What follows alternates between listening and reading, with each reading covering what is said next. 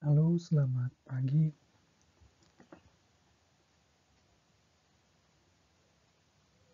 Hari ini kita akan membahas mengenai em, daya dukung lingkungan, terkhusus terkait dengan water resources atau sumber daya air. Seperti yang saya janjikan minggu lalu gitu ya, ini merupakan bagian yang tidak terpisahkan dengan materi minggu lalu soal kemampuan lahan, di mana minggu lalu kita membahasnya bagaimana kita menghitung kemampuan lahan untuk merekomendasikan aktivitas ataupun fungsi lahan. Sekarang bagaimana kita melihat sumber daya air dari sisi supply dan demand untuk merekomendasikan kegiatan-kegiatan ataupun fungsi lahan yang akan kita rencanakan.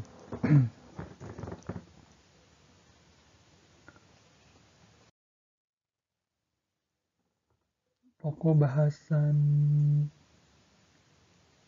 hari ini ada beberapa. Yang pertama, kita akan membahas dulu gitu ya, sedikit mengenai seperti apa sih masalah yang ada di Indonesia khususnya ataupun secara global mengenai sumber daya air ini secara kuantitas maupun secara kualitas. Selain itu juga minggu lalu sudah saya sampaikan bahwa mengapa air ini akan kita bahas dalam penjelasan daya dukung lingkungan adalah karena salah satunya fungsi air, peran air sebagai kebutuhan dasar manusia.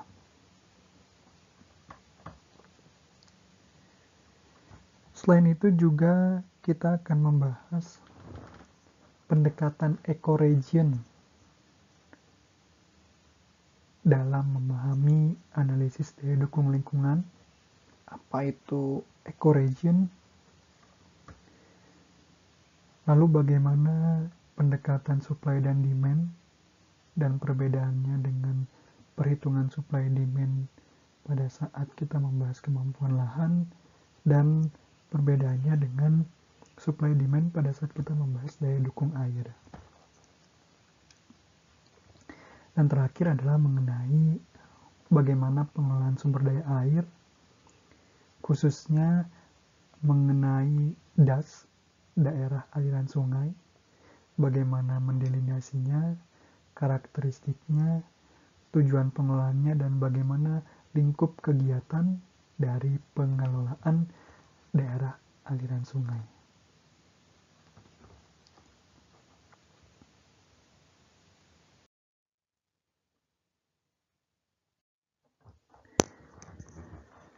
Seperti yang sudah pernah kita bahas gitu ya, bahwa bumi kita itu 75%-nya adalah air.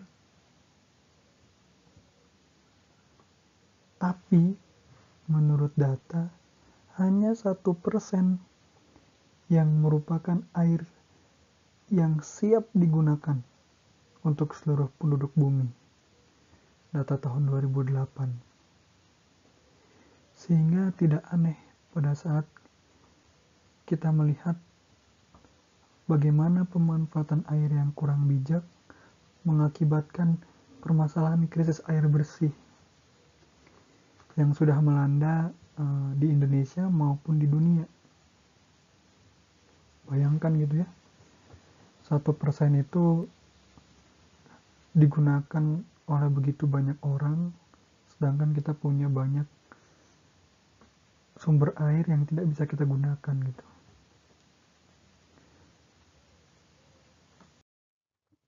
Ini salah satu data pendukung pernyataan tadi juga bahwa terlihat gitu ya, persentase jumlah airnya itu di bawah 1% bahkan. Air tanahnya 1,7, sedangkan air bersihnya 0,76%.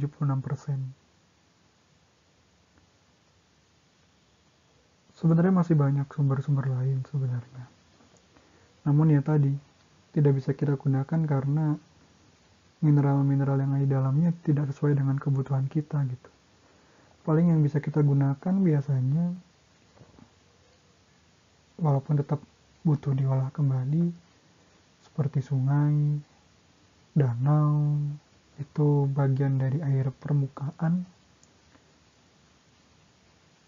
Tapi ada juga air di bawah permukaan itu ya tadi seperti mungkin di tempat tinggalnya ada yang memasang pompa air, yang memanfaatkan air tanah, itu juga salah satu sumber air.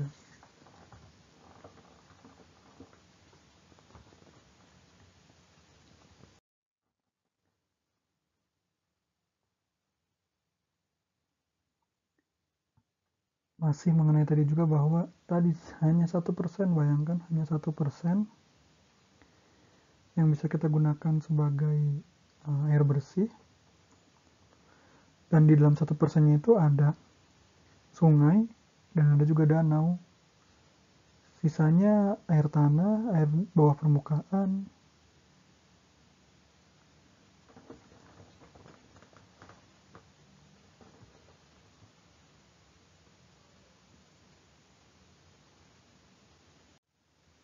Sebenarnya data-data ini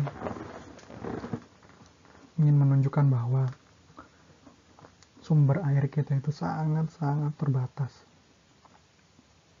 Sedangkan supply kita terus meningkat, demand kita terus meningkat sejalan dengan jumlah pertumbuhan penduduk di perdesaan maupun di perkotaan.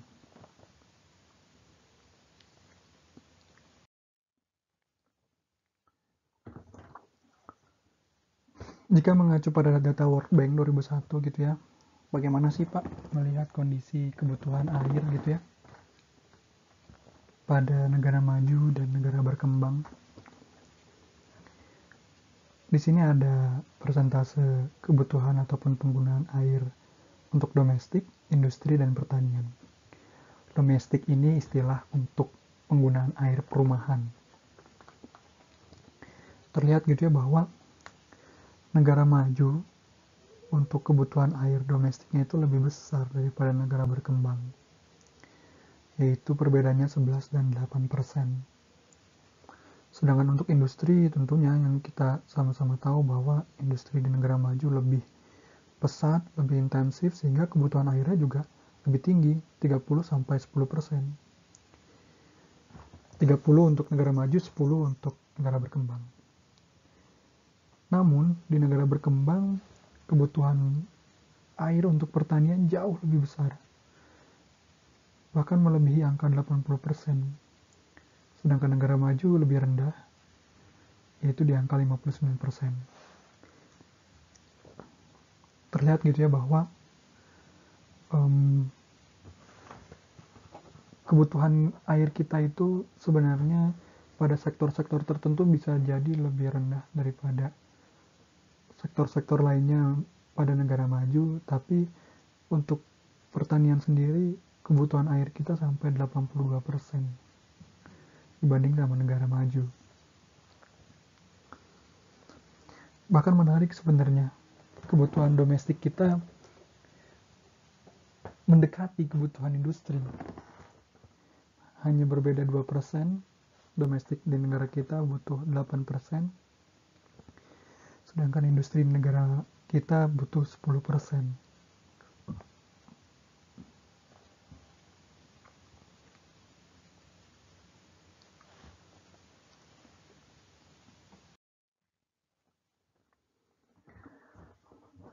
Kalau kita membahas air sebagai kebutuhan dasar gitu ya, sudah pasti perannya sangat vital. Kita bangun, minum air. Kita ibadah, butuh air. Kita mandi, pasti pakai air. Hampir semua seluruh bagian dari kegiatan kita itu pasti membutuhkan air. Secara kebutuhan tubuh sudah pasti, ditambah kegiatan-kegiatan lainnya untuk mendukung aktivitas tubuh tadi, mandi, mencuci. Kalau dihitung-hitung gitu ya, air itu kita butuh minum itu 5 liter per hari. Termasuk untuk mengolah makanan. Jadi mungkin 2 liter untuk minum, 3 liter untuk mengolah makanan. Memasak misalnya. Mandi butuh 25-30 liter per hari. Terus kita mencuci butuh sama 25-30 liter. Sanitasi 6-7 liter. Kalau di total-total mungkin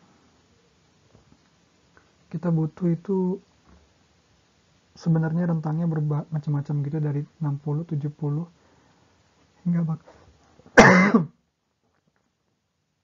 hingga maksimal itu sekitar 120 liter per hari.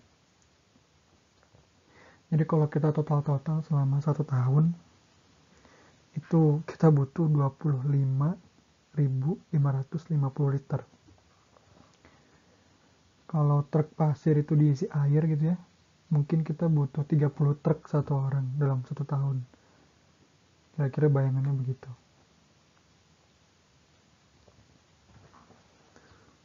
Segitu vitalnya air dalam kehidupan kita.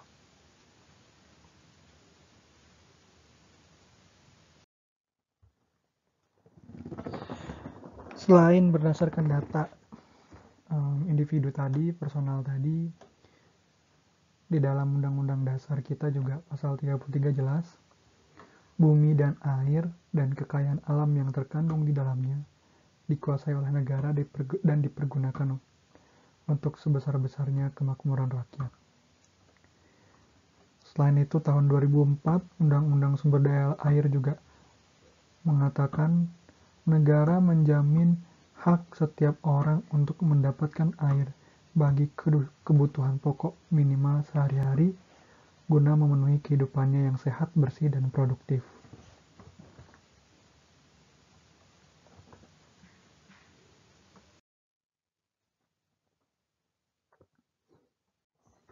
Seperti yang pernah kita bahas gitu ya, bahwa bagaimana kita melihat air ini sebagai common commodity atau common resource, bagaimana kita melihat air ini sebagai komoditas ekonomi.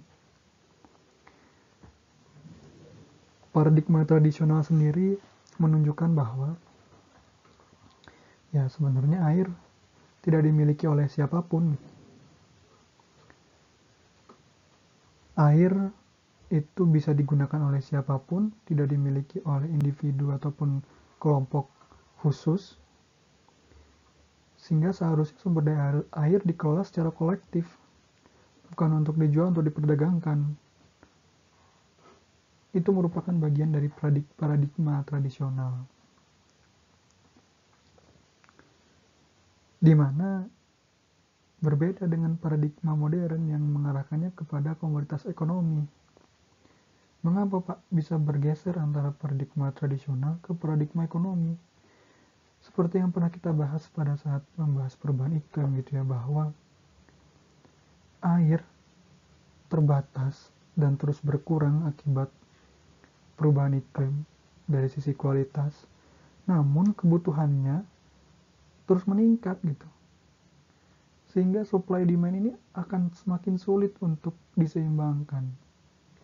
Sehingga paradigma modern inilah yang akhirnya pelan-pelan diterapkan pada pengelolaan sumber daya air. Karena jika tidak menganggap air sebagai komoditas ekonomi yang bisa diperjualbelikan, maka akan semakin sulit sebenarnya mengatur supply dan demand tadi. Mengatur ketersediaan air dan kebutuhan air.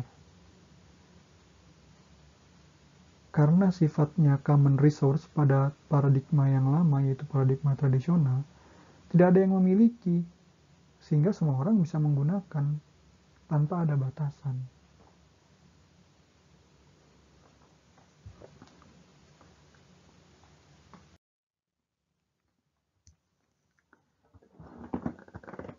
Lalu masalah-masalah apa saja yang ada dalam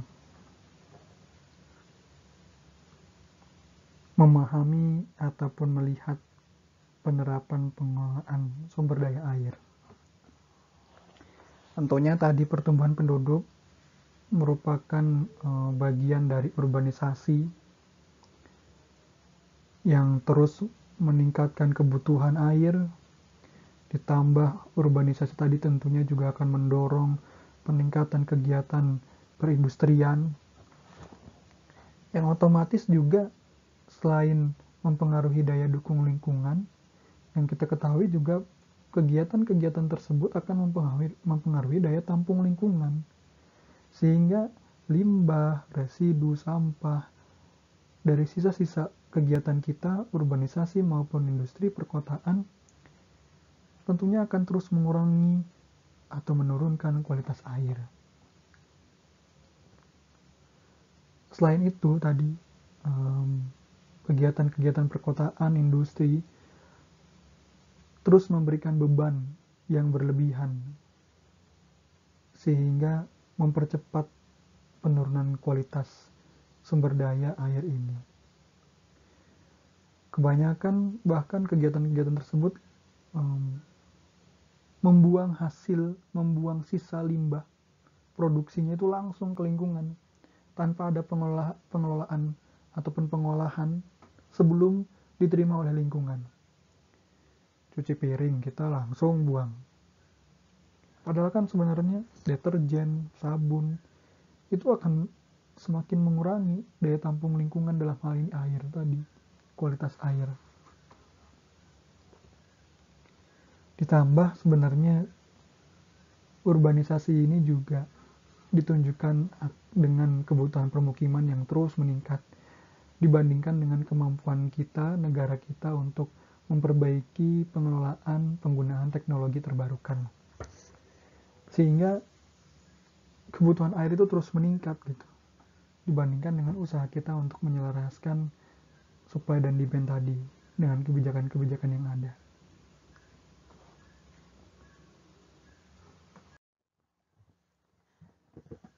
Masih perubahan iklim juga ikut serta mempengaruhi kualitas air tentunya. Kekeringan di mana-mana, memperburuk pencemaran air, sedimen, nutrisi, karbon organik terlarut, dan lain-lain. Tentunya permukaan laut yang naik juga ikut mempengaruhi kondisi sanitasi terutama di kawasan-kawasan pesisir, di mana ketersediaan air tawar di kawasan pesisir itu menjadi sangat kritis. Yang awalnya ada danau misalnya menjadi sumber air tawar, tapi karena peningkatan permukaan air laut akhirnya terkontaminasi dengan air laut sehingga tidak bisa digunakan sebagai air bersih termasuk air minum.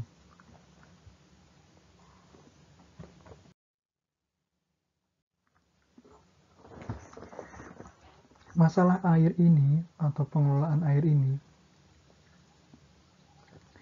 tidak bisa hanya dihadapi oleh beberapa sektor saja. Bahkan tidak bisa hanya dikelola oleh beberapa instansi saja gitu. Tapi masalah air ini menjadi masalah hampir seluruh instansi, seluruh kelembagaan. Di mana tentunya salah satu permasalahan pada saat permasalahan itu atau pada saat pengelolaan itu dihadapi oleh banyak sektor, maka kuncinya adalah bagaimana koordinasi yang baik dalam menghadapi permasalahan-permasalahan pengelolaan air. Siapa yang bertanggung jawab, siapa yang membiayai pengelolaannya, siapa yang melakukan evaluasi. Semua itu tidak dikerjakan oleh hanya satu instansi saja, tapi karena kebutuhannya banyak instansi sehingga dibutuhkanlah koordinasi yang baik. Itu salah satu permasalahan dalam pengelolaan sumber daya air. Selain itu, di negara berkembang sendiri, pengelolaan ini lebih kepada berfokus pada penyediaan, bukan bagaimana melihat sebenar-benarnya kebutuhan air itu. Jadi begini, kita masih fokus kepada bagaimana pemerataan, yaitu penyediaan kan gitu. Pada bagian mana, wilayah mana yang belum tersedia, kita hanya mengatur atau memberikan suplai jaringan tanpa melihat sebenarnya berapa sih kebutuhan dari wilayah tersebut. Sehingga pada saat kita hanya menyediakan suplai, yaitu jaringan, pada wilayah tersebut akan terus menggunakan air tersebut tanpa memperhitungkan minimal kebutuhan yang mereka perlukan gitu. Sehingga akhirnya ya penggunaan air itu akan melebihi kebutuhan. Karena tidak ada pembatasan, tidak ada upaya yang berorientasi pada kebutuhan suatu wilayah. Hanya dilihat berdasarkan mereka butuh akses apa tidak melihatnya secara terperinci bagaimana aktivitas-aktivitas di sana membutuhkan kuantitas airnya.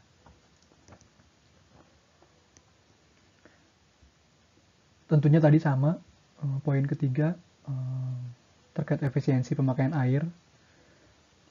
Begitu juga pada sektor pertanian gitu ya, yang tadi disebutkan bahwa di negara berkembang itu hampir 82% kebutuhan air itu berada pada sektor pertanian.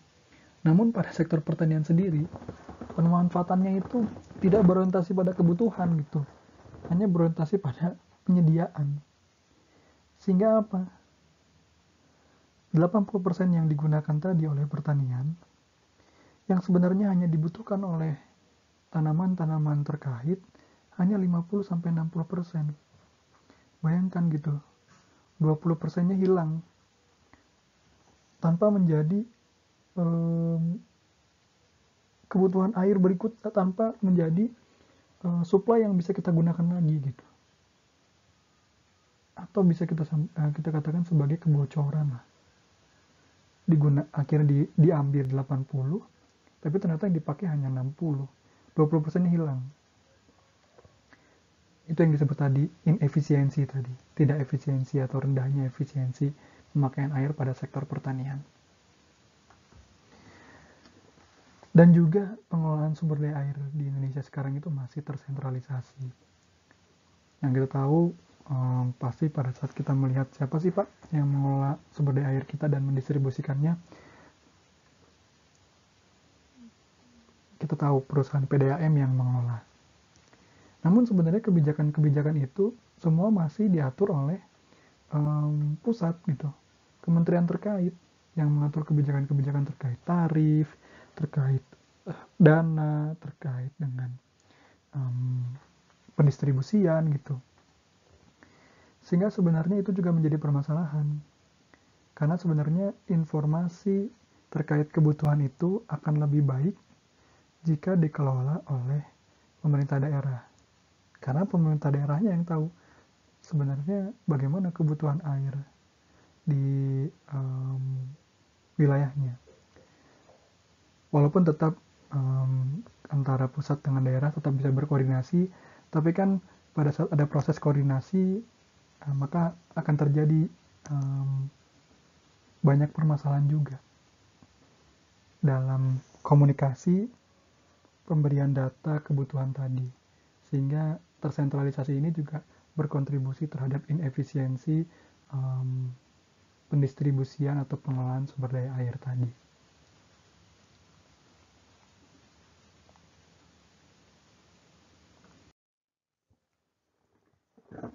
Permasalahan pengelolaan air yang lain itu juga mengenai minimnya partisipasi masyarakat tadi. Masyarakat hanya menerima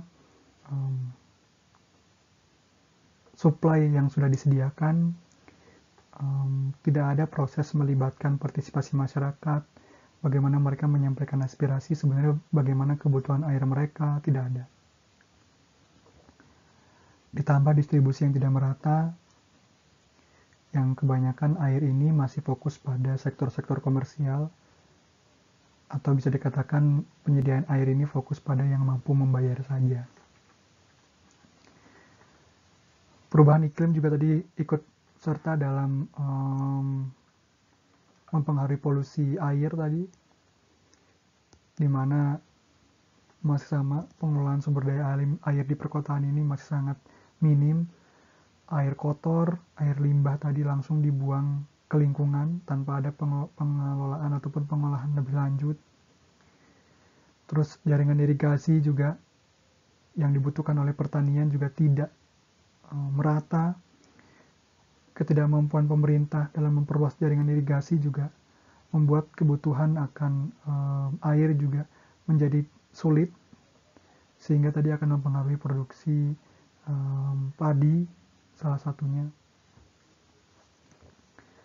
Termasuk untuk daerah perkotaan sendiri yang kita tahu daerah tangkapan air yang sangat minim. Hampir semuanya merupakan fungsi lahan terbangun gitu ya, yang sangat minim sekali daerah tangkapan air. Bahkan yang kita tahu gitu ya, banyak juga daerah-daerah tangkapan air yang harusnya masuk ke dalam kategori daerah resapan air, tapi akhirnya menjadi pariwisata misalnya. Itu semua merupakan bagian dari permasalahan pengelolaan sumber daya air.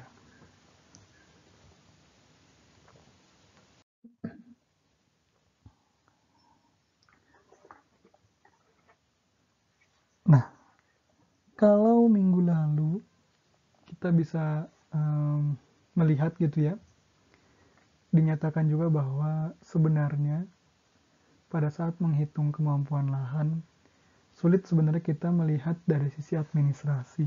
Karena tadi, sumber daya alam itu sifatnya merupakan bagian yang tidak terpisahkan dari ekosistemnya. Sehingga, begitu juga dengan air gitu. Pada saat membahas air sebagai daya pendukung kegiatan aktivitas manusia, kita juga tidak bisa melihatnya hanya sebatas administrasi. Karena air merupakan bagian dari ekosistem tadi, sehingga muncullah pendekatan yang kita sebut sebagai ecoregion dalam melihat sumber daya air sebagai bagian dari daya dukung lingkungan.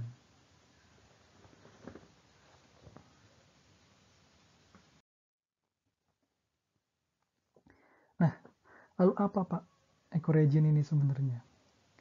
Karena sifat ekosistem yang sangat kompleks tadi, di mana komponen-komponen di dalamnya saling berhubungan, biotik ataupun abiotik, sebenarnya konsep ekoregional ini mencoba untuk mengakomodir semua komponen-komponen tadi supaya tetap menjadi satu bagian yang tidak terpisahkan. Beda dengan administrasi tadi gitu yang sifatnya lebih kecil, sehingga kita tidak bisa jadi kalau pada saat kita menggunakan pendekatan administrasi tadi, kita akan menghilangkan beberapa komponen dari ekosistem itu gitu, sehingga muncullah pendekatan ekoregional ini. Nah, salah satunya yang paling sering kita temukan di bidang kita, pendekatan ekoregion ini pada saat kita mendeliniasi atau mendefinisikan daerah aliran sungai atau DAS. Nanti kita lihat next.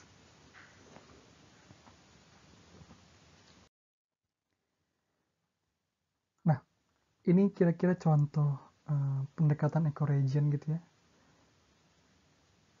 Kalau di Jawa Barat sendiri itu ada sekitar 1, 2, 3, 4 ekoregion.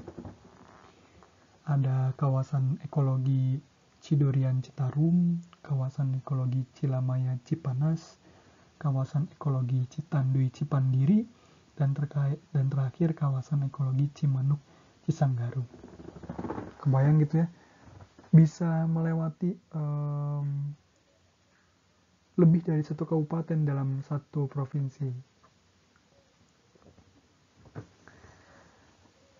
Paling tidak sebenarnya upaya ini mencoba untuk tadi ya, mempertahankan satu ekosistem di mana komponen-komponen di dalamnya tetap menjadi satu bagian yang tidak terpisahkan.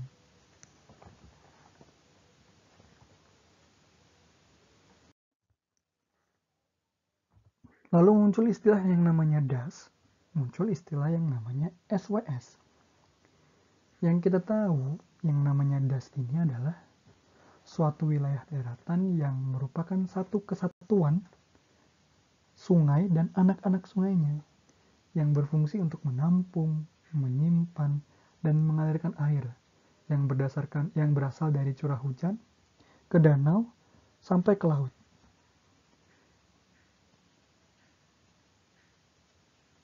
Nah, tapi SWS ini lebih besar.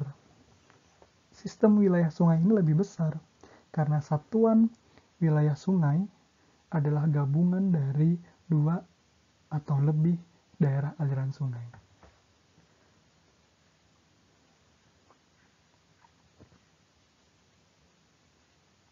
Namun, 2 das ini masih berhubungan gitu. Misal, mereka berada pada hulu yang sama, mereka terhubung pada kawasan resapan air yang sama misalnya, sehingga mereka dimasukkan ke dalam kategori satu SWS yang sama.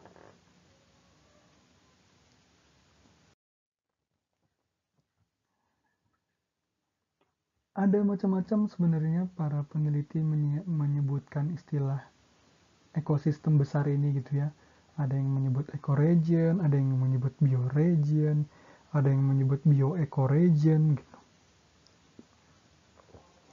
Tapi untuk di Indonesia sendiri dalam Undang-Undang 2007 terkait dengan pengelolaan pesisir dan pulau-pulau kecil digunakan istilah bioecoregion.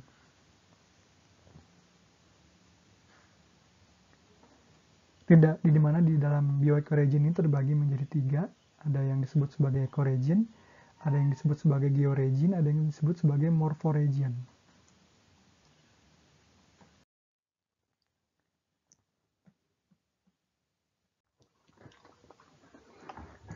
Ecoregion di sini lebih kepada bagaimana mendefinisikan wilayah itu berdasarkan vegetasinya. Sedangkan untuk georegion itu lebih kepada ke karakteristik fisiknya. Sedangkan untuk yang morphoregion itu bagian-bagian terkecil dari bioregion yang masih berhubungan sebenarnya.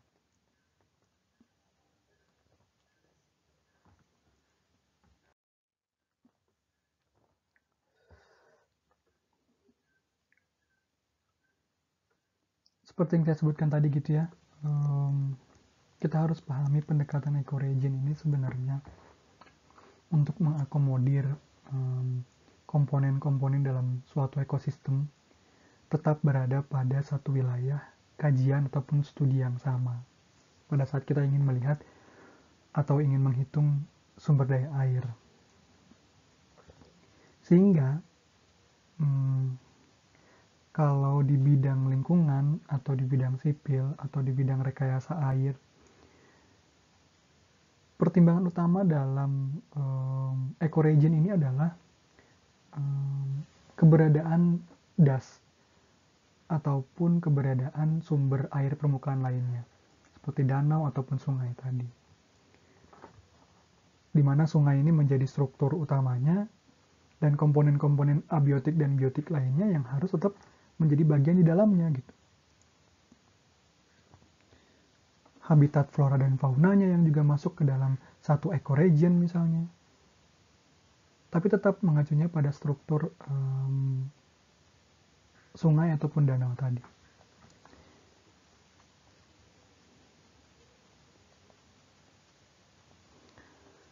Suatu ecoregion biasanya merupakan suatu pola sistem pemulihan ekosistem, di mana tadi pada saat ada kegiatan di sana, di mana satu ecoregion ini mampu untuk memulihkan kembali permasalahan yang mereka terima dari kegiatan-kegiatan manusia tadi, termasuk bagaimana mempertahankan daya tampung lingkungannya. Kebayang gitu ya, pada saat tidak menjadi satu ecoregion, ada komponen dalam ekosistem yang terpisahkan, maka kemampuannya tidak menjadi dalam satu sistem yang utuh gitu, dalam menghadapi sampah, pencemaran lingkungan misalnya.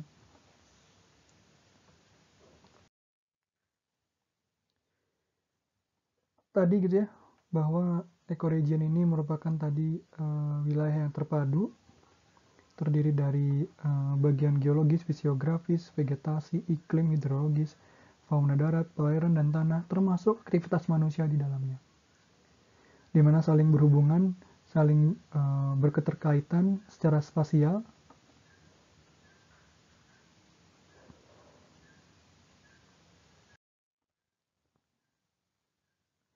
Yang sebenarnya, menurut beberapa peneliti, ekoregion ini tidak berbeda dengan bagaimana kita mendefinisikan ekosistem perkotaan, di mana ada budaya di sana, interaksi antara manusia dengan alam misalnya, yang tidak terpisahkan.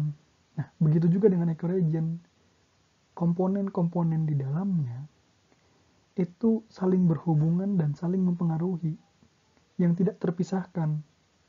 Sehingga fenomena budaya ini menjadi pendekatan juga dalam ekoregion untuk memahami interaksi-interaksi tadi antara biotik-abiotik, sungai, danau, manusia, fisik, vegetasi.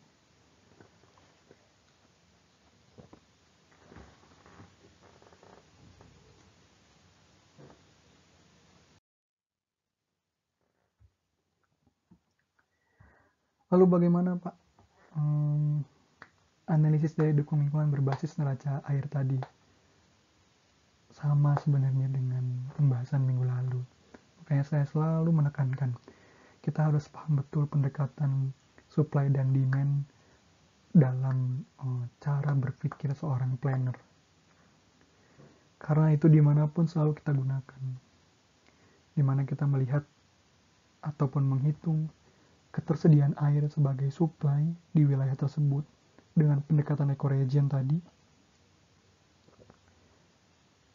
yang tentunya ketersediaan air ini akan dipengaruhi oleh siklus hidrologi pada daerah hulu, daerah aliran sungai. Apa Pak siklus hidrologi ini? Kalau kalian dulu pernah belajar di SMP atau SMA gitu ya, siklus hidrologi ini tadi, air menguap hingga mempengaruhi iklim di awan akhirnya menurunkan hujan.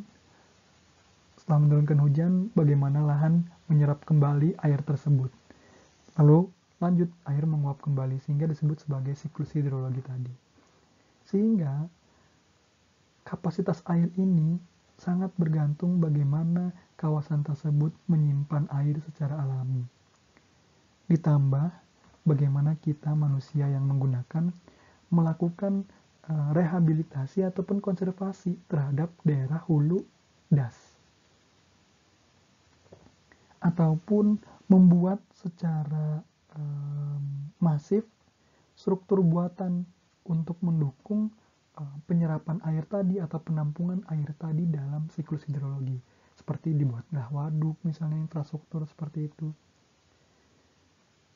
Hal inilah yang mempengaruhi kapasitas ataupun ketersediaan air tadi atau suplai air tadi.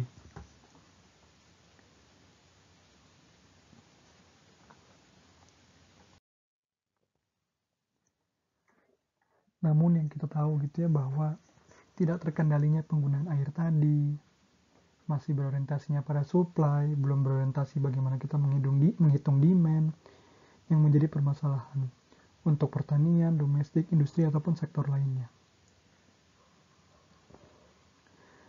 Sehingga dipertegas kembali bahwa pengendalian status daya dukung air itu ditentukan oleh kemampuan menjaga kapasitas simpan air, bagaimana kita mendistribusikan air, serta bagaimana kita memanfaatkan air dengan efisien melalui penyediaan prasarana dan sarana air tadi.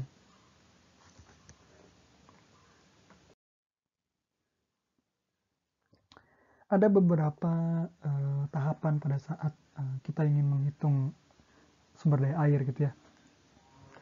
Tentunya pertama kita harus melihat bagaimana wilayah ekoregionnya dulu, sejauh apa wilayah ekoregionnya, lalu bagaimana kita menghitung daya dukung lingkungan yang existing, terus didukung dengan data kajian sumber daya iklim, misalnya untuk pertanian, bagaimana kajian sumber daya iklim ini akan mempengaruhi jenis pertaniannya misalnya, analisis potensi air, apakah hanya dari sungai, apakah punya danau, terus bagaimanakah kemampuan air tanah untuk mendukung kebutuhan misalnya, dan terakhir bagaimana indikator degradasi sumber daya air.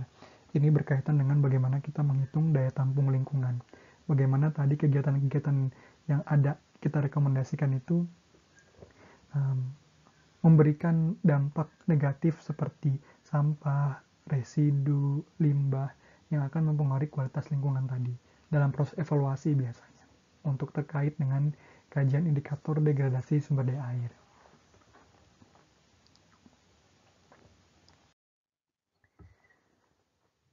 Sehingga sama sebenarnya terkait dengan neraca sumber daya, neraca ketersediaan dan kebutuhan air tadi. Selalu hubungannya dengan surplus dan defisit.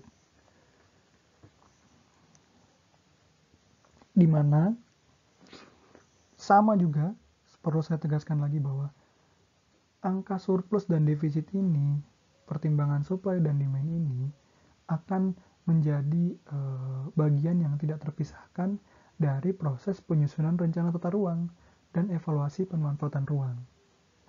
Sehingga supaya penggunaan air ini tidak hanya untuk tahun existing, tapi juga pada saat tahun perencanaan 10 tahun, 20 tahun, 30 tahun, airnya tetap bisa digunakan.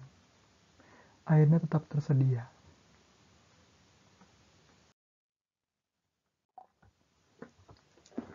Nah, kira-kira begini pada saat kita ingin mendeskripsikan proses analisis daya dukung airnya.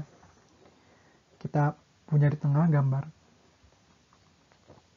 ketersediaan air dan kebutuhan air, di mana ketersediaan air ini kita hitung berdasarkan luas ataupun penggunaan lahan yang ada di sana, di mana nanti luas penggunaan lahan ini akan kita kalikan dengan koefisien limpasan biasanya. Koefisien limpasannya apa, Pak? Koefisien limpasan ini untuk menggambarkan kemampuan lahan dalam menyerap dan membuang air. Dari situ kita bisa tahu sebenarnya ketersediaan air di wilayah tersebut. Sehingga berbeda antara koefisien lahan permukiman, industri, ataupun pertanian punya koefisien yang berbeda.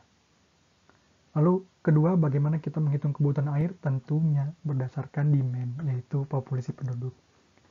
Sama, populasi penduduk juga punya angka pengali, indeks, yaitu kebutuhan air per kapita. Seperti tadi, misalnya satu orang butuh, tadi angkanya 70-120 liter, misalnya, per hari. Itu menjadi angka pengali, yaitu kebutuhan air per kapita.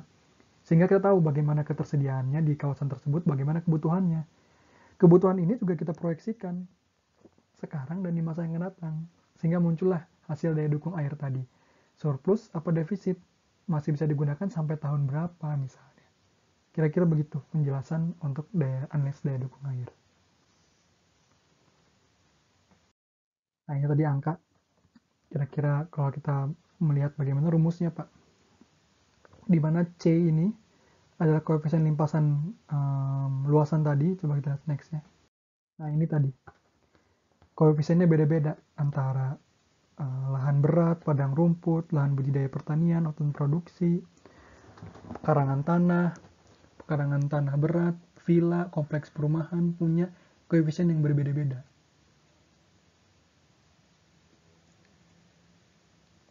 Misal gitu ya nih, hutan produksi punya koefisien yang kecil, yang menandakan berarti kebalikannya dia punya sumber daya air yang besar. Berbeda dengan kota, jalan aspal, kawasan industri yang punya koefisiennya sampai angka 0,9 gitu. 0,9 mendekati angka 1 bahkan. Yang menandakan bahwa semakin kecil ketersediaan air di wilayah tersebut.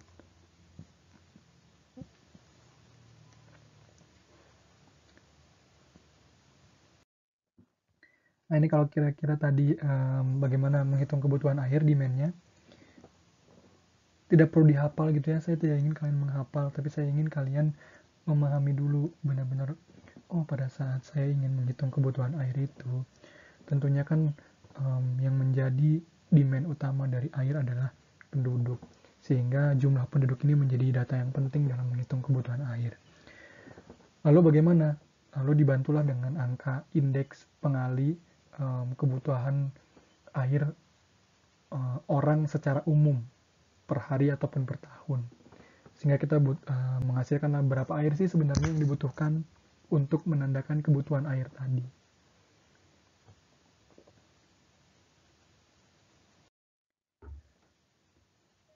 Nah, ini kira-kira total kebutuhan air. Nah, itu kalian bisa lihat di tabel di atas gitu ya. Air minum dan rumah tangga itu kira-kira sampai 120 liter per hari. Untuk produksi telur, buah bagaimana, beras bagaimana.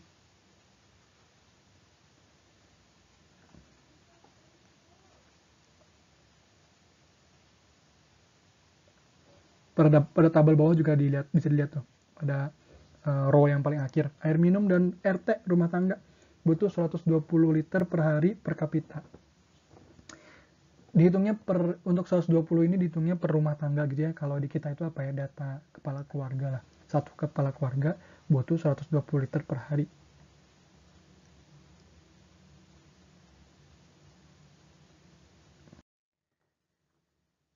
Nah, ini mengulang kembali bahwa bagaimana kita menghitung surplus dan defisit tadi.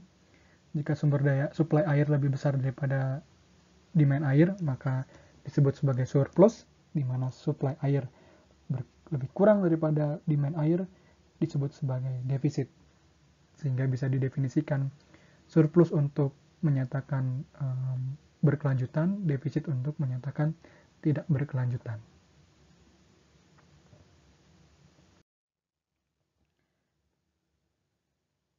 Nah, kembali tadi mengenai definisi daerah aliran sungai tadi gitu ya, di mana DAS ini adalah catchment area, watershed atau water body, bagian badan air yang merupakan satu kesatuan dengan antara sungai dan anak-anak sungainya, yang berfungsi untuk menampung, menyimpan, mengalirkan air yang berasal dari curah hujan yang hubungannya dengan siklus hidrologis yang sudah saya jelaskan tadi. Di mana ada juga subdas, merupakan bagian das yang menerima air hujan dan mengalirkannya melalui anak-anak sungai ke sungai utama. Setiap das terbagi habis ke dalam subdas-subdas.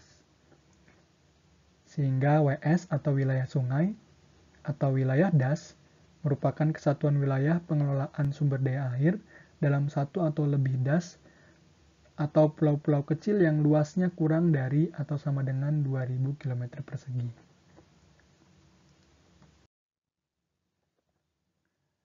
Nah, pengelolaan das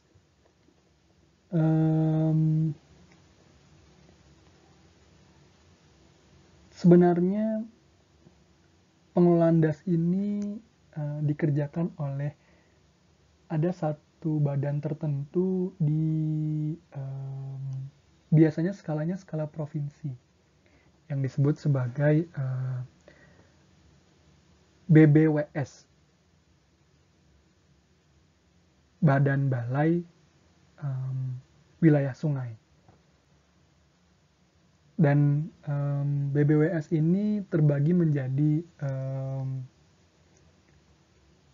BBWS ini bekerja sesuai dengan ekoregion tadi yang sudah dijelaskan. Misalnya di Jawa Barat ada 4 ekoregion tadi. Sehingga pengelolaan sumber daya air, pengelolaan daerah aliran sungai ini bergantung pada ekoregion tadi. Bergantung pada ekoregion mana das-das ini tergabung. Sehingga BBWS ini mengelola das ini lebih dari satu, tapi pada satu ekoregion yang sama. Macam-macam gitu ya tugas BBWS. Biasanya pengelolaan ini dari membersihkan, memastikan volume air, memberikan data.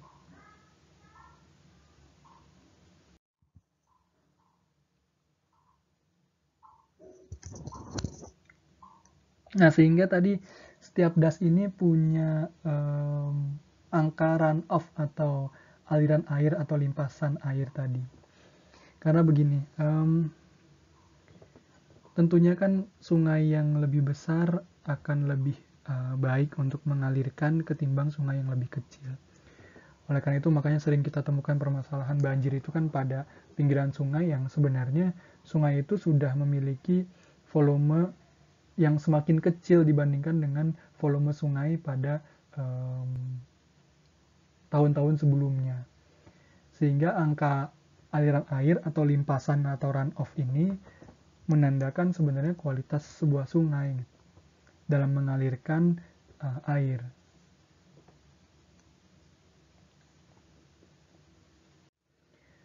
Nah, biasanya data-data terkait dengan aliran sungai, runoff, debit air, jumlah air itu semua sudah bisa kita dapatkan dari pemerintah.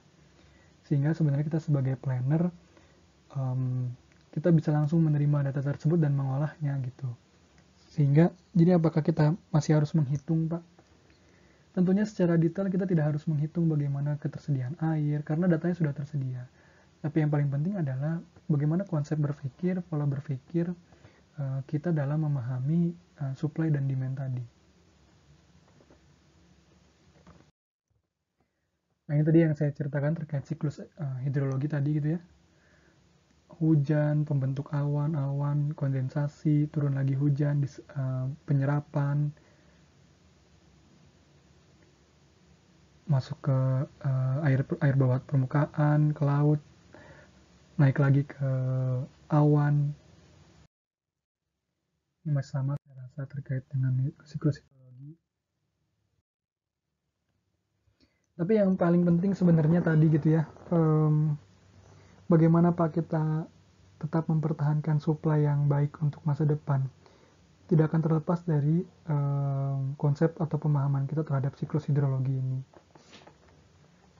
Bagaimana kita mempertahankan daerah resapannya, kita mempertahankan kualitas aliran sungainya, kita mempertahankan keberadaan air di bawah permukaan ataupun di air permukaan, bagaimana kita tetap bisa membatasi penggunaan air tadi misalnya, sehingga siklus hidrologi ini sebenarnya jawaban dari apa saja Pak yang harus kita lakukan dalam mempertahankan atau melestarikan sumber daya air.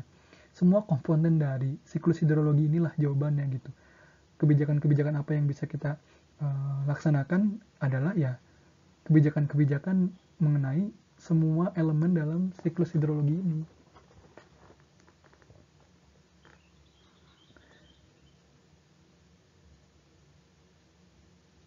Ini contoh terkait siklus hidrologi tadi gitu ya. Bagaimana ternyata penyerapannya hanya mampu 75%. Lalu kemana Pak 25%-nya? Tentunya 25%-nya akan dilimpahkan ke laut. Nah, dalam proses pelimpahan itu sebenarnya bagaimana kualitas sungai, kemampuan sungai untuk melimpahkannya itu ke daerah yang lebih rendah gitu. Nah, ketidakmampuan sungai dalam mengatasi ini atau menghadapi sisa air yang tidak terserap inilah yang menjadi sumber banjir di daerah perkotaan ataupun di perdesaan.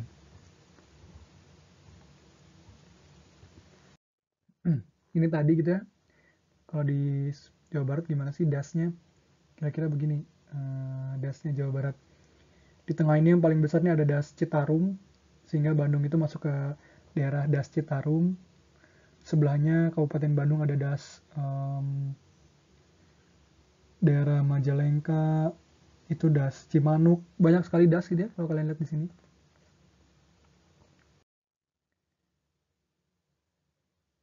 Ini kriteria dalam pengelolaan daerah aliran sungai. Secara secara prinsip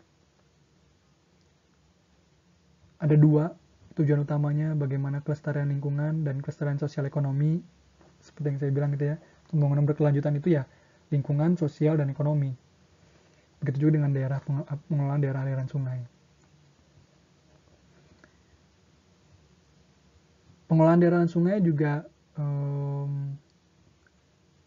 beririsan dengan urusan terkait bagaimana penggunaan lahan, pengaturan misalnya tidak boleh ada permukiman di daerah sungai, di das, terus bagaimana tata air, penggunaan air, termasuk juga bagaimana misalnya PDAM ingin menggunakan air permukaan atau air bawah permukaan, itu semua merupakan bagian dari pengelolaan daerah dan sungai. Secara sosial, ekonomi, dan kelembagaan juga, kelembagaan bagaimana berkoordinasi atau siapa saja yang akan memiliki tanggung jawab dalam pengelolaan daerah sungai, daerah aliran sungai. Secara ekonomi, bagaimana mendukung kegiatan masyarakat. Secara sosial, bagaimana partisipasi masyarakat dalam pengelolaannya.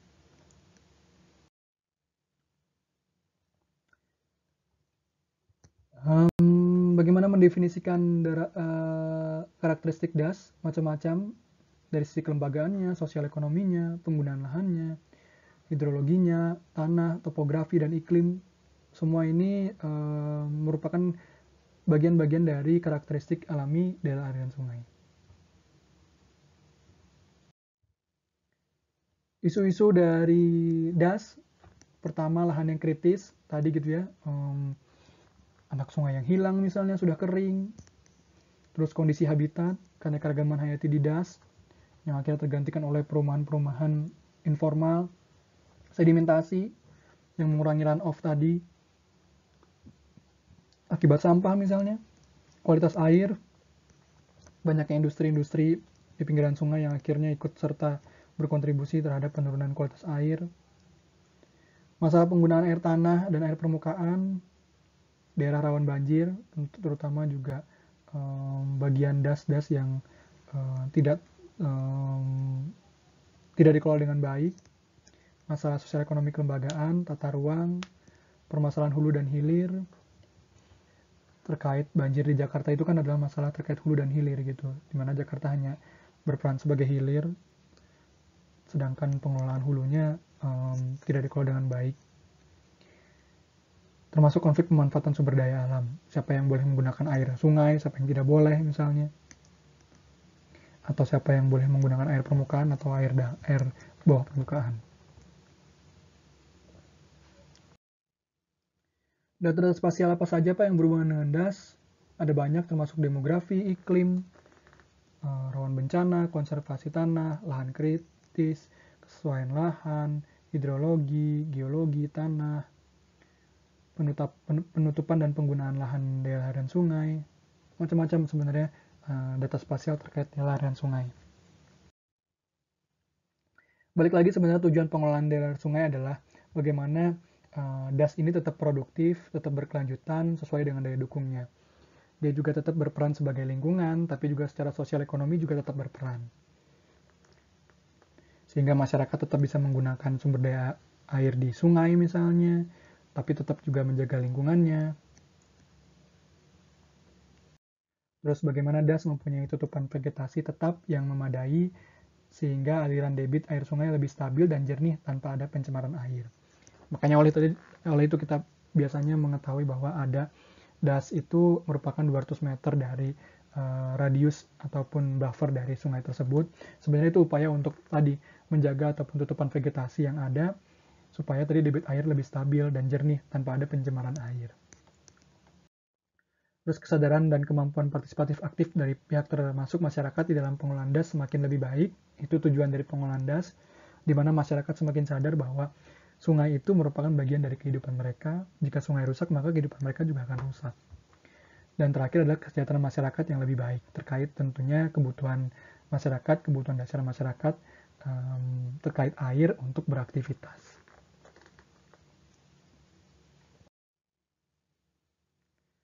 Lingkup kegiatan pengelolaan das dari penatagunaan lahan termasuk terus penerapan konservasi sumber daya air, pengelolaan lahan dan vegetasi di dalam dan di luar kawasan hutan, pembangunan dan pengelolaan sumber daya buatan dan pemberdayaan masyarakat, serta pengembangan kelembagaan dan pengelolaan das. Jadi kalau di dokumen rencana tata ruang kita gitu ya, ada salah satu bagian fungsi yang jelas gitu bahwa yang namanya das itu adalah fungsi sendiri, itu fungsi sendiri yang masuk ke dalam kategori kawasan lindung. Sehingga seharusnya dalam rencana tata ruang kita itu tertulis bahwa tidak ada kawasan perumahan ataupun fungsi komersial lainnya di dalam DAS gitu. Hanya untuk fungsi-fungsi lindung, vegetasi misalnya, bahkan pertanian pun tidak ada di dalam DAS gitu.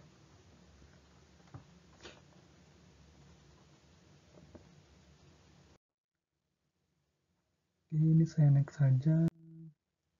Ini gambar dari Das Citarum ya, kalau kalian lihat. Jadi ini bagian dari Das Citarum, di mana Kota Bandung masuk ke dalam kawasan Das Citarum.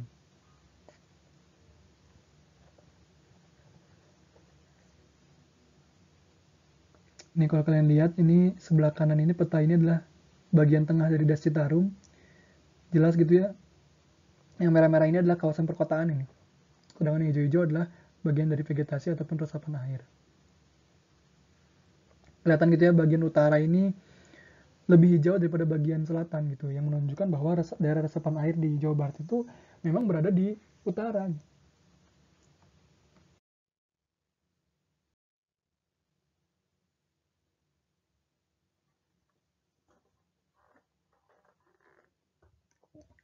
Nah, tadi terkait dengan pengelolaan sumber daya air dan kelembagaan pendukungnya. Balik lagi, kuncinya adalah keselarasan antara pengelolaan hulu dan hilir. Itu menjadi penting sebenarnya. Bagaimana hilir yang biasanya menerima dampak ini juga berkoordinasi dengan hulu.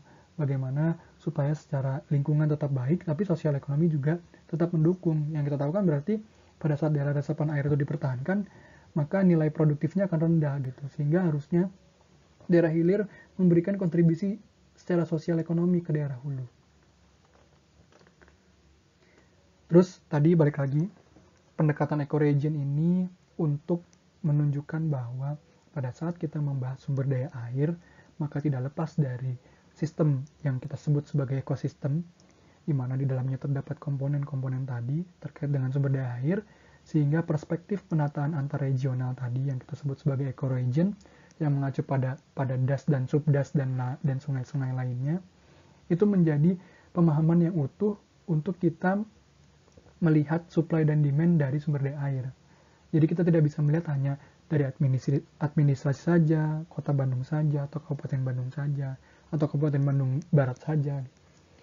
Sehingga tadi secara ekosistem tetap menjadi satu bagian utuh, komponen-komponen di dalamnya, hulu dan hilir, serta sungai, anak sungai, dan sumber daya air yang lainnya, termasuk daerah resapan air.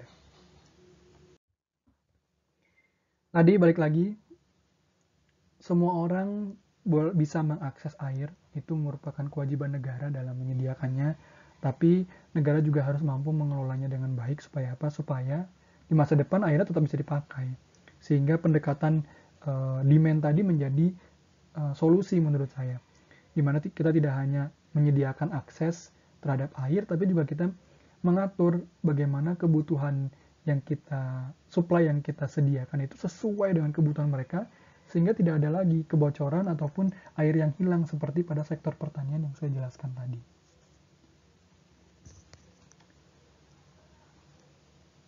Infrastruktur kelembagaan penunjang untuk melindungi air menjadi bagian tidak terpisahkan dari pengelolaan sumber daya air.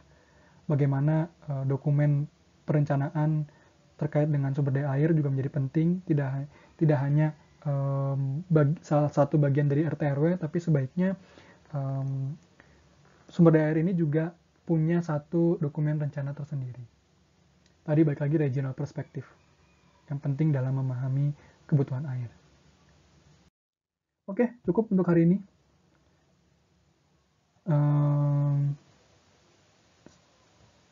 Lumayan banyak materinya, 1 jam 4 menit gitu ya. Saya ucapkan terima kasih atas perhatiannya bagi mahasiswa yang mendengarkan materi saya. Setelah ini akan ada sesi tanya jawab. Kita bertemu di sesi tanya jawab. Itu saja, terima kasih. Selamat pagi, siang, sore. Assalamualaikum warahmatullahi wabarakatuh.